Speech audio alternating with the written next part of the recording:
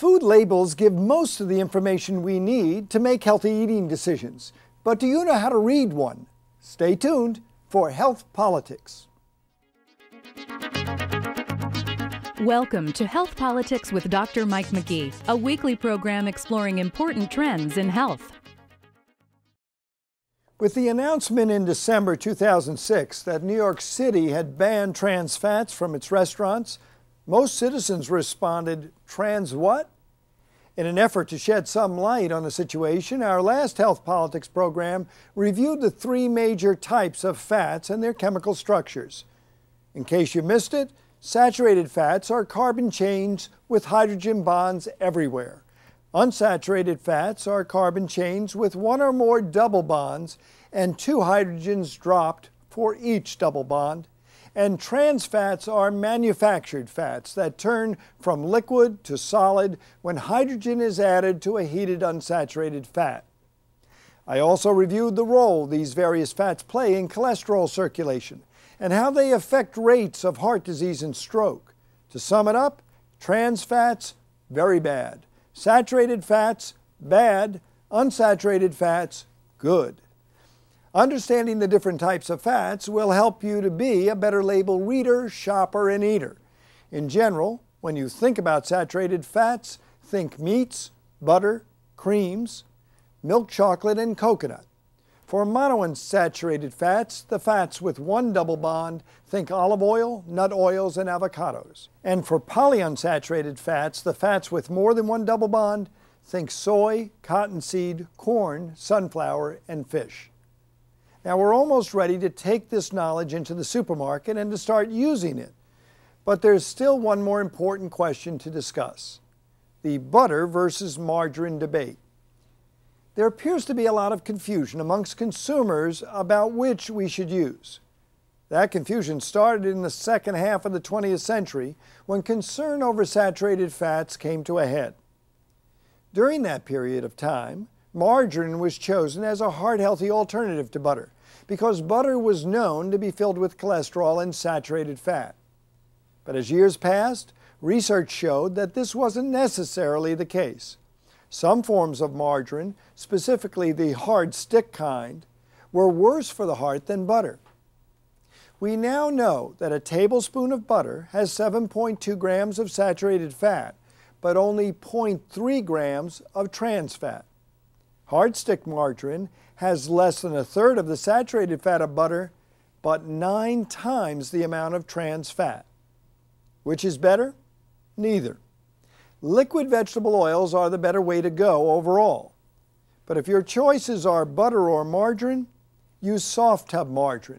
It has 1.2 grams of saturated fat and only 0.6 grams of trans fat. And that takes us to shopping in the typical American supermarket. When food manufacturers first made the jump from butter to margarine or from saturated fat to trans fat, they liked what they saw. Not only did the products sell well as healthy alternatives, they also had longer shelf life and flavor stability. Trans fat's impact on commercial baking goods was enormous. Everything from vegetable shortening to crackers, cookies to candies, snack foods to cake goods went trans. In fact, today about 40% of the products in the supermarket contain trans fats, and most of these products are not in the peripheral aisles, but rather in the center aisles, where the traffic is heaviest. If it's processed or baked or fried, there's a good chance it contains trans fats. It's no surprise then that coinciding with the move from saturated fats to trans fats in the foods we buy, obesity has been on the rise. Clearly, America's unusual approach to portion sizes and the mountains of solid and liquid calories, along with our sedentary lifestyles, are part of the story. But what we eat is as important as how much. In the average American's 2,000 calorie diet, nearly 3% are trans calories. The American Heart Association says this should be less than 1%. And nearly 13% of our daily diet is saturated fats, way beyond the healthy limits. Since 2000, the Institute of Medicine, the National Academies of Science, the National Cholesterol Education Program, the Department of Health and Human Services, and the U.S. Department of Agriculture have found consensus around 3 fat messages. 1, eliminate trans fats. 2, limit saturated fats. And 3, replace them with unsaturated fats. This message has been reinforced by new labeling requirements that went into effect on January 1, 2006. The FDA now requires that the amount of trans fats in a serving be listed on a separate line under saturated fat. But do you know how to read a food label? Let's be healthy consumers and practice with a sample label from a common American food, macaroni and cheese.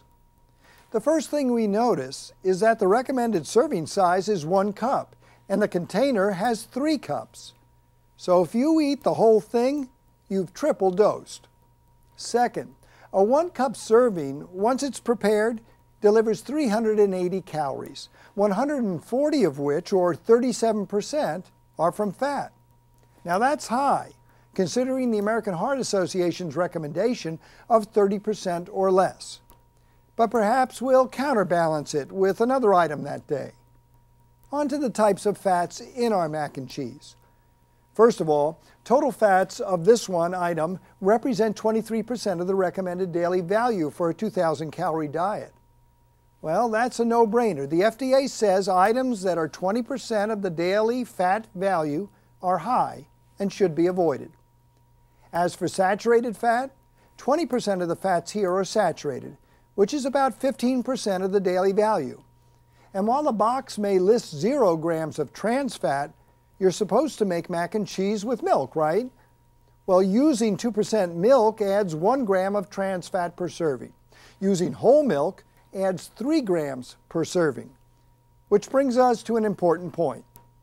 Food labels currently do not show percent daily value for trans fat.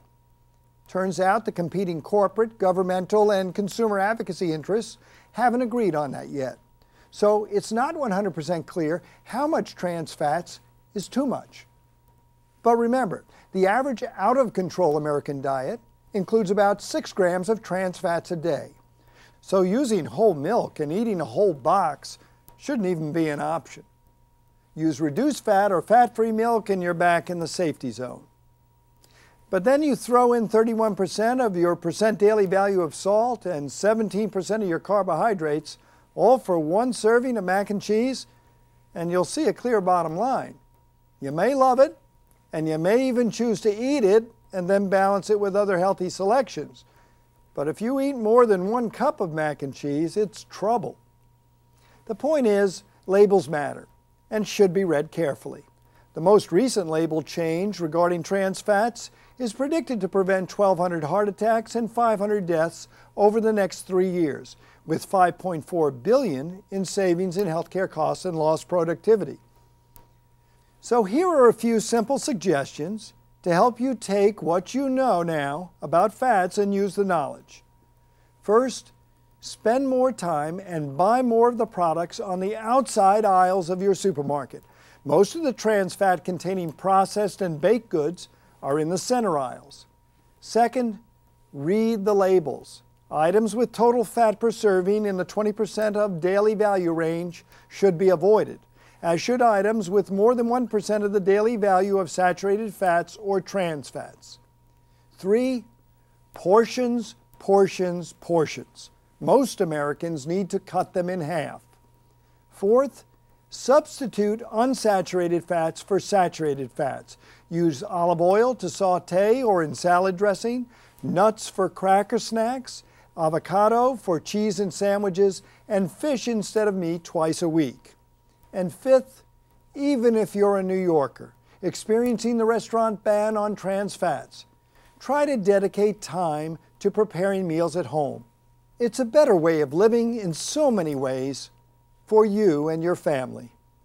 For Health Politics, I'm Mike McGee. Thank you for watching Health Politics with Dr. Mike McGee.